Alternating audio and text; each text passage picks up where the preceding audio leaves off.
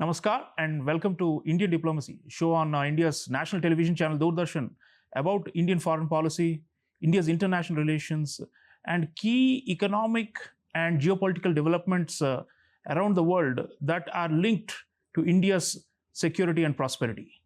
Viewers, in this episode, we are doing a deep dive into a very troublesome menace that has haunted India as well as the international community for a long time, but which is coming back in more diabolical forms. This is the age-old problem of terrorism. Terrorism, religious fundamentalism, and extremism, these three make a combination that has always been a major threat to national security and international security. So why has this phenomenon been manifesting in certain ways and morphing in certain ways? And what can India and the international community do to tackle this in the medium to long terms? That is the focus of this show. And to discuss this, I am very privileged to introduce you to a very distinguished retired senior officer of the Indian Army, Lieutenant General Syed Hasnain. General Hasnain commanded the 15th Corps, which is responsible for military operations in India's Jammu and Kashmir. And he is a scholar as well and has written extensively on geopolitical and strategic matters, and is widely regarded as one of India's foremost thinkers on international issues. General Hasnain, welcome to Indian Diplomacy. Thank you very much, Professor Chaulia. My privilege and pleasure. General Hasnain, we all, the entire world, its conscience was shaken by the sheer barbaric and heinous nature of the massacre that happened in Pahalgam in Kashmir, carried out by Pakistani as well as local allied jihadists.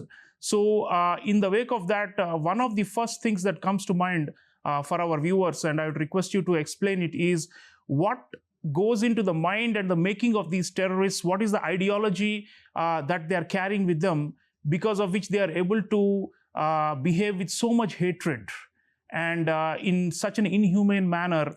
It has really hurt people's sentiments, and I think it's not even mentionable or watchable by children. I mean, that's the kind of content we are talking about, and still it has happened, and it's a reality that we are grappling with. So let us first try and unpack this phenomenon of extremism and terrorism. And where are these people getting brainwashed? What are they being told to feel that the other side is such a big enemy that they have to mercilessly, kill them in cold-blooded massacres like this? What is the, the pathology of these terrorists and the ideology behind it, and where are they getting this from, sir? Thank you, Professor Chaulia, for that question. And it's a detailed question, no doubt. Much of the world has been, battling with this issue of global terror for the last many years, and I would particularly draw attention to the year 1979, when it all started. Prior to the year 1977, when General Zia-ul Haq of Pakistan adopted the whole concept of radicalism, Islamic radicalism in particular, for effecting and executing what he thought was a retribution for the loss of Bangladesh in 1971.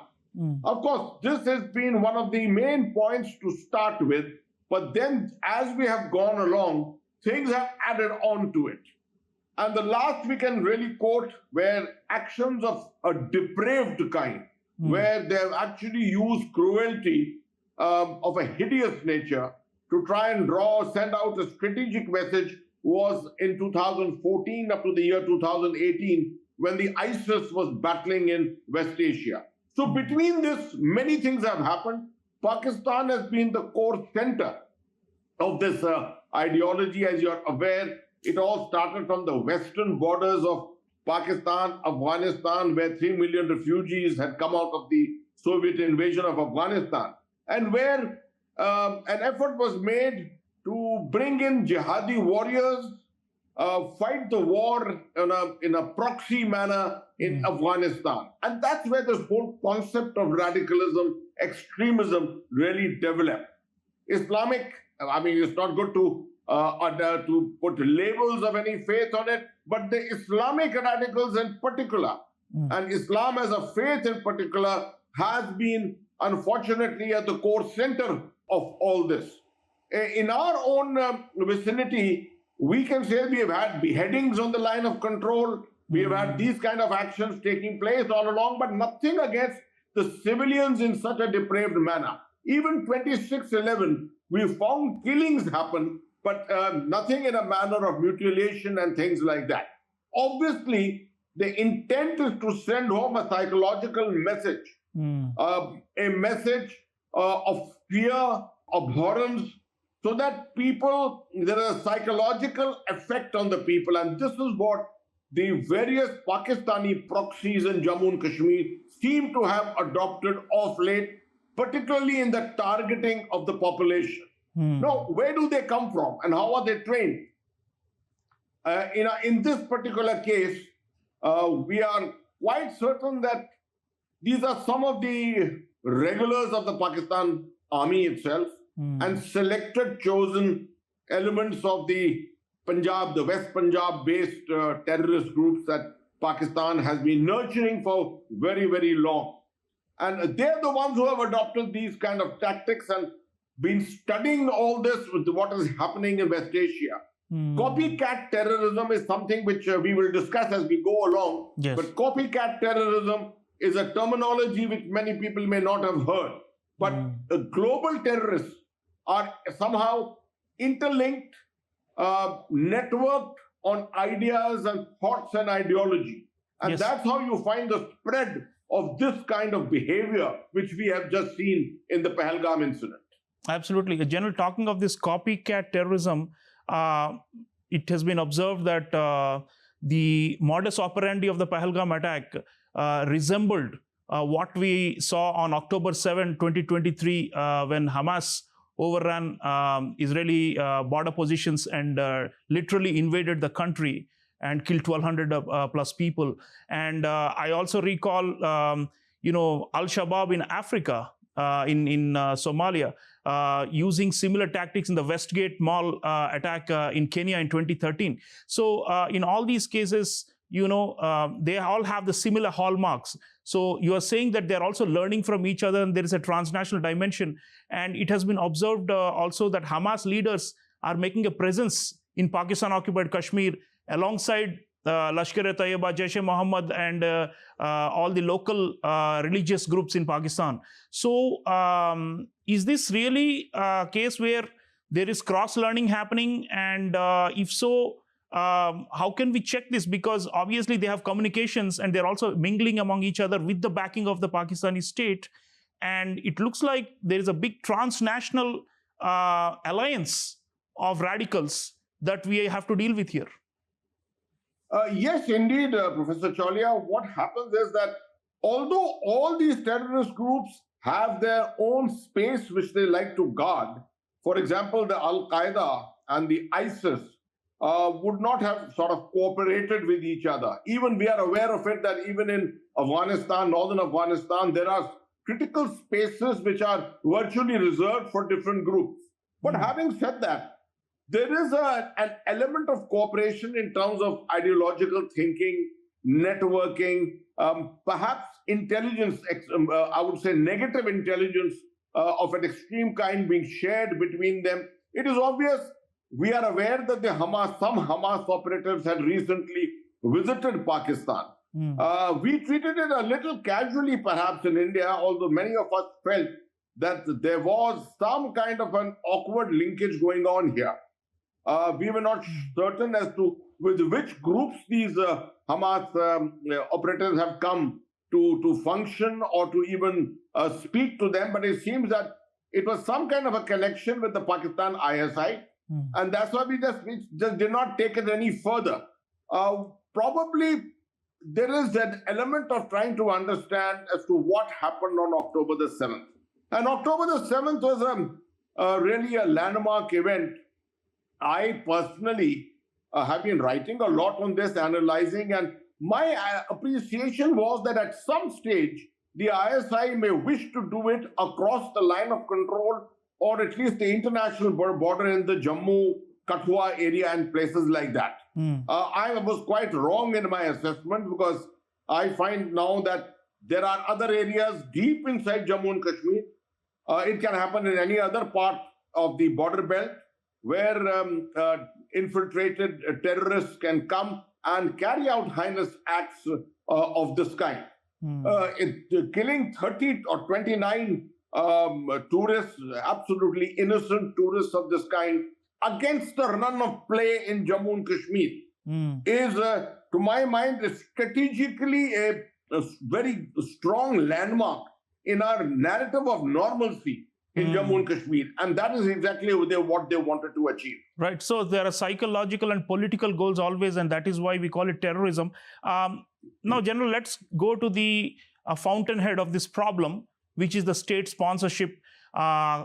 This is not a new phenomenon, and like you mentioned, it's been going on for many decades, with Pakistan being, in a way, the locus or the epicenter for terrorism that is rippling out across South Asia and beyond.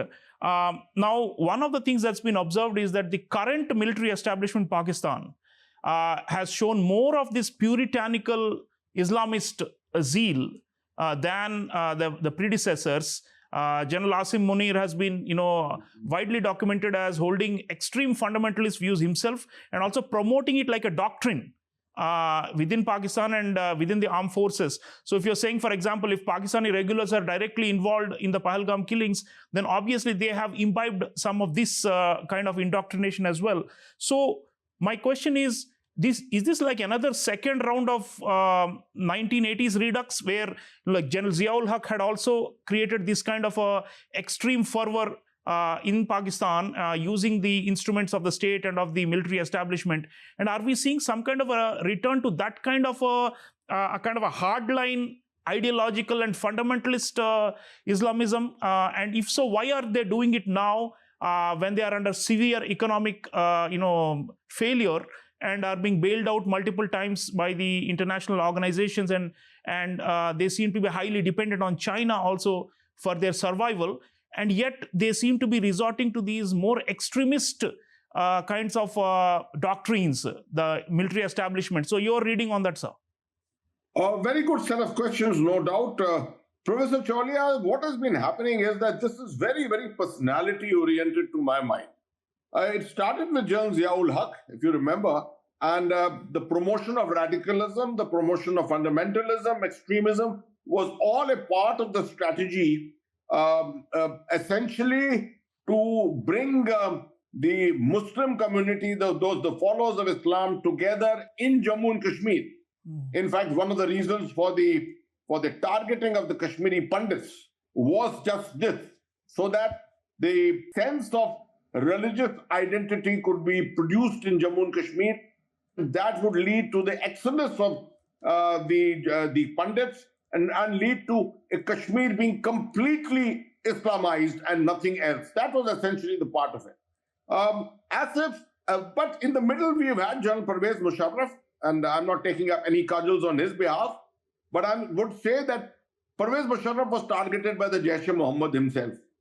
So he had a different line of thinking and started looking at dilution of these radicalized ideas, etc. General Bajwa, for 6 years, was attempting to try and bring about a dilution of some of this also, although he was fully aware that he was stepping onto dangerous territory. Asim Munir's coming has been a kind of a revival. And we are aware that Asim Munir is himself a Hafiz. And you can make out from the body language of that speech, that infamous speech which he has given to the Pakistani diaspora. Yeah. From that itself, you can make out the passion with which he has spoken about faith. Generals in armies around the world don't speak about faith in such terms as the manner in which Asim Munir spoke that day.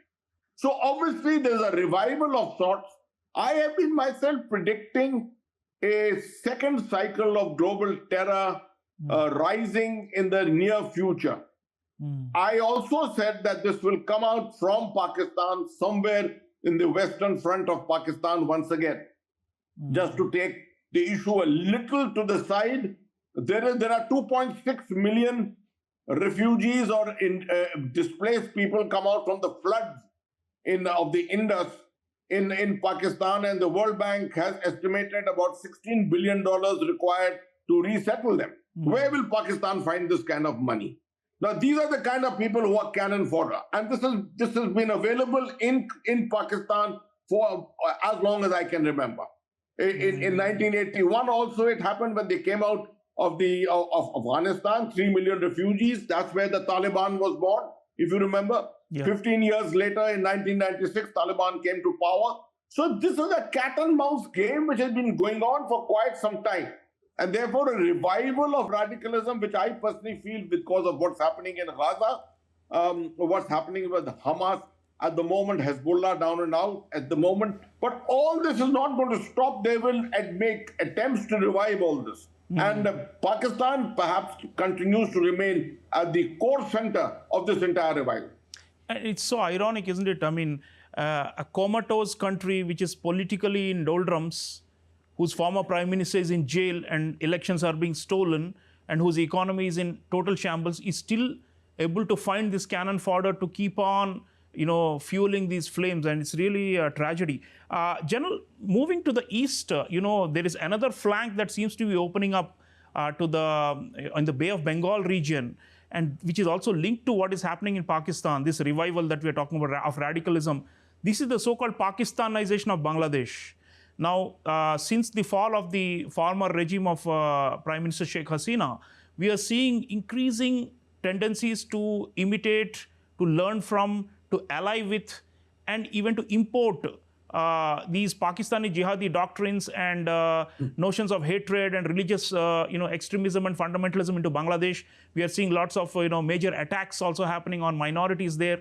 So the real fear is that we may have a second front. I mean, normally you in the armed forces, when you talk of two-front war, we talk about China and Pakistan, but I'm talking of a different type of two-front war where you have these jihadist groups backed by state elements, both on the western side of Pakistan and also on the eastern side with Bangladesh. We've had groups from Bangladesh in the past, like Harkatul Jihad Islami, Ansarullah Bangla, and so on, right? And who have taken aim at moderate groups and also at India. So I would like to know if you think that is now, is there like some kind of a new wave of terror as part of this new second wave that you're talking about, which we need to also preempt and try to check on our eastern side?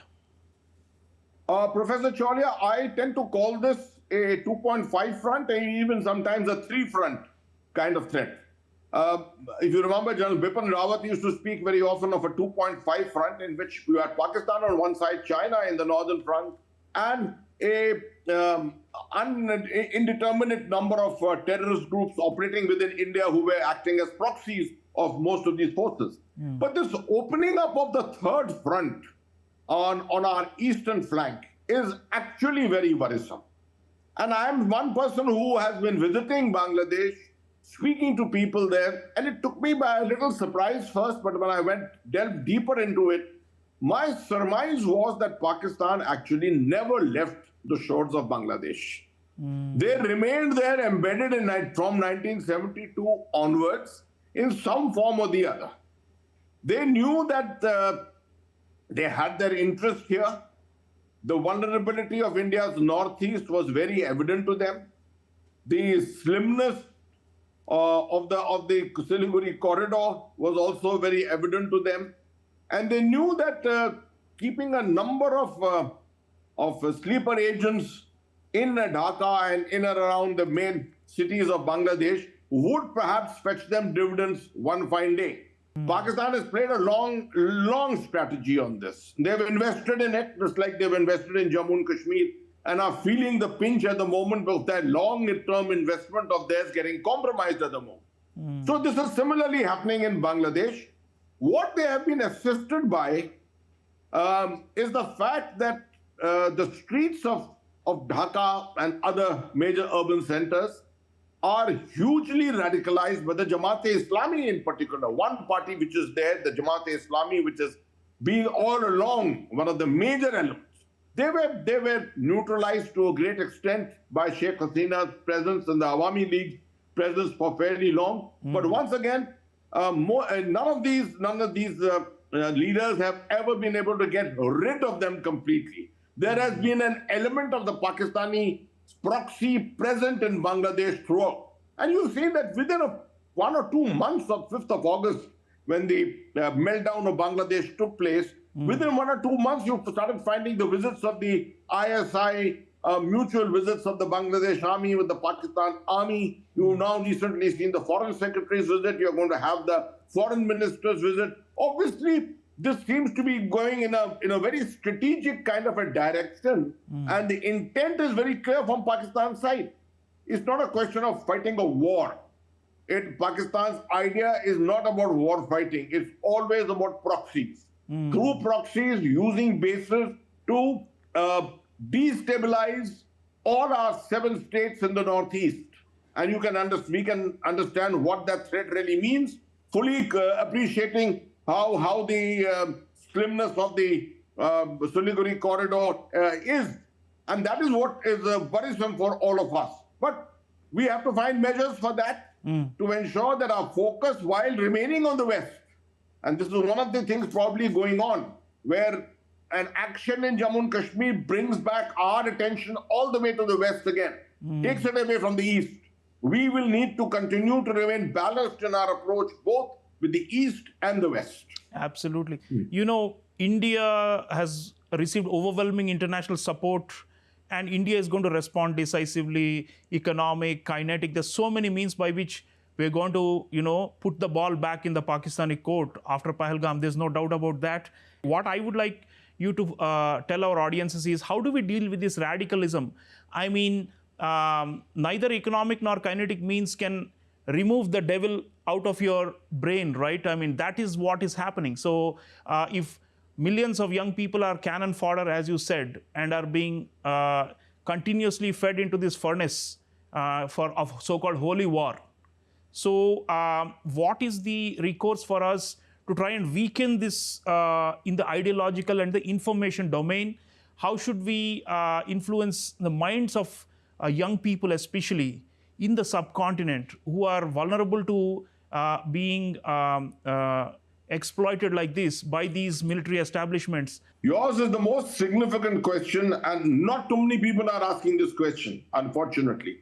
Because everyone is looking at the kinetic means, and yes, kinetic means can achieve something temporarily.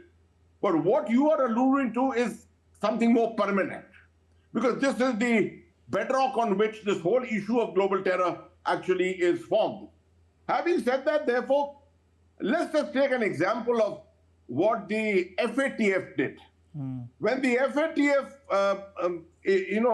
got itself going, as put Pakistan on the grey list and started threatening them to put them on the blacklist, things started changing in Pakistan. There were many, many issues on which the FATF had pressurized Pakistan. It was not so much on the ideological aspects as much on the financial aspects, the terror networks in particular. But similarly, the world can find a similar means of putting pressure on those nations which are particularly the culprits of all this which is happening around at the moment. We will have to probably evoke some kind of a way by which the international community comes much more, it gets much more interested in this, much more focused on this. The second thing is what I would say our Honorable Prime Minister has been attempting to do is to build not bridges, but a great relationship with West Asia. After all, much of this is happening with the linkages of the past with countries like Saudi Arabia, etc., which have moved on. We know that Saudi Arabia is a completely different kettle of fish today. Prince Mohammed bin Salman is promoting a very, very diluted and pragmatic form of Islam, Sunni Islam even today. Pakistan, unfortunately, doesn't follow the best practices of Saudi Arabia. So we need to, again, network with these countries with whom we have excellent relationships. The UAE, Qatar, Saudi Arabia, they must be able to put pressure back on Pakistan. And I think to some extent it's already happening in the sense that most of them have put a ban on visas for work visas for many Pakistanis, because no one wants Pakistanis in their workforces anywhere in the Middle East. This will start pinching Pakistan in the very near future. So there are measures of this kind which have to be Pakistan focused. And dare I say, in the next few months and years, it will have to get Bangladesh focused, depending on the direction which Bangladesh ultimately takes. Right. General, last word on you have dealt with terrorism and radicalism for decades in your career. Do you feel ever optimistic that we can, overcome this menace once and for all? Or do you think the analogy, for example, the Israelis give the analogy of mowing of the grass, that you mow it and then it again grows again. It looks like there is a kind of like a sickening, repetitive nature to this problem. Every few years there's a crisis and some big attack or the other. Do you feel like we can bury this once and for all? And when is that good day coming, sir? Professor Chaulia, your questions have been really outstanding, and I may say that you have spurred me on to explain something which I felt very strongly about. One of the best examples of counter-radicalization exists in Singapore. Now, that's a very small country. You can't compare a population of 9 million against 1.4 billion people. But yet it gives you a model. Singapore felt that after 9/11, the next strike could be London, Dubai, Hong Kong, or Singapore, one of the major financial centers of the world. And so they started ensuring that to identify the possible recruits, the people who could probably form a part of these networks. And they homed on to the youth in particular, the prisoners in various prisons who after release could possibly be recruited, right? And labor, the workforce, labor force, which comes from countries like Pakistan, Philippines, Sri Lanka, India, etc., into these countries in the Middle East and very much in Singapore. And felt that it was necessary to ensure that these people did not get radicalized, or if they were radicalized, then that element of radicalization from their ideologies was removed. So they created a network of Islamic scholars, Islamic clergy, who on the internet itself or otherwise through a set of sermons could go around to clarify the doubts of all those people who had doubts about the interpretation of Islam. Islam is all about interpretation, and lots of people interpreted it completely negatively. And the whole purpose here was to interpret it positively to make sure that that contributes to society rather than working against society. So that's a great example, but I'm aware completely that this is such a small country, and they've done it in network with Malaysia and Indonesia, which are larger Muslim countries. Right. If that could happen there, I'm sure that can be adopted in many other countries too. Right. Viewers, much to learn from Lieutenant General Syed Hasnain always, and he's giving very interesting examples from around the world where through concerted action, through willful strategy, and through long-term thinking, countries have been able to either preempt or to counter this menace of religious extremism and terrorism. And India, of course, is in a long struggle. Thank you, General Hasnain. Thank you always for great insights. Jai Hind, thank you very much. So viewers, the message of this show is that we need to pay sustained attention to this problem and cannot afford to sideline or neglect it, because it keeps coming back in some diabolical form or the other. So terrorism and religious extremism are very much around in South Asia and beyond, and we should try and snap the linkages that jihadists in this region have with other regions. We should bring in players from other parts of the world, and more importantly, we should have a society that is alert to this reality and is not laid back and returning to its own complacent ways. So eternal vigilance is the price of liberty, friends, and we need to be eternally vigilant about this potential new wave of global terrorism. Thank you for watching. I'll see you again next time. Until then, take care.